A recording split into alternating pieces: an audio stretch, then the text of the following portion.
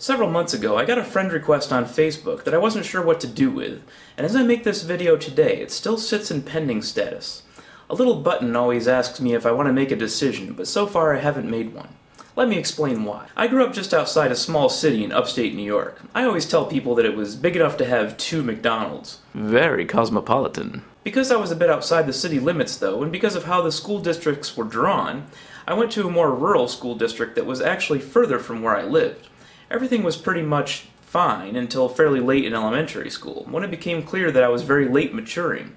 In the pecking order of boys, I was very quickly shoved to the bottom, and this reached a fever pitch by the time I was in middle school, but still looked like a 10-year-old, while some of my peers already begun to shave in earnest. By that time, I was firmly entrenched in the ranks of the unpopular kids in my class.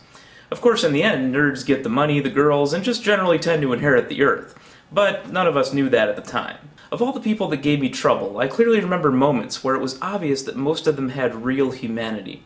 Every once in a while, I would do something that was impressive to them, like win an essay contest that all 100 kids in my class entered, or create very detailed NFL football team rankings on graph paper, or perhaps my crowning achievement, creating a very detailed scoring system to rate the girls in our class on looks. Moments like these would garner me a nod of affirmation that silently told me, "We're all in this crazy system together, Eric. Life won't always be like this." There was always one kid, though, where I never saw a glimpse of that redeeming quality, that maybe someday he would be a kind person.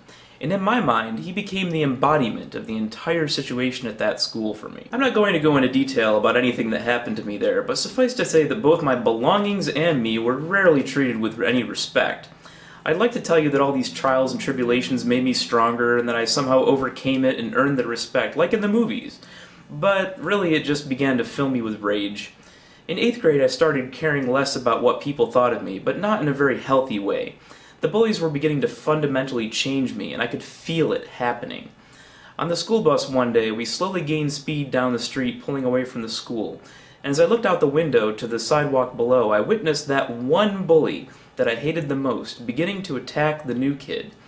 The new kid pulled a knife on him. I remember thinking, Cool, I hope he stabs him. I transferred to the nearby city school district for high school, and the problems quickly disappeared.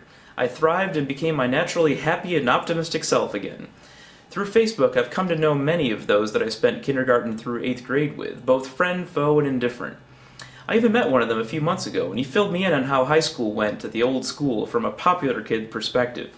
I was fascinated to learn about it, but very happy that I didn't have to live it. Essentially, all of my former classmates are of course perfectly nice people, and I'm happy to consider them friends. I'm sure you've figured out by now that the one bully whose very basic humanity I've always doubted was the one that sent me the friend request. There's nothing I need or want from him. I don't have any interest in talking about all the good times we never shared, or any of the bad times that existed only because he existed. Then again, I am curious if any of the bumps that I've heard that he's experienced in his life have changed him for the better. I still don't know what to do, so there the friend request sits. So tell me, what would you do?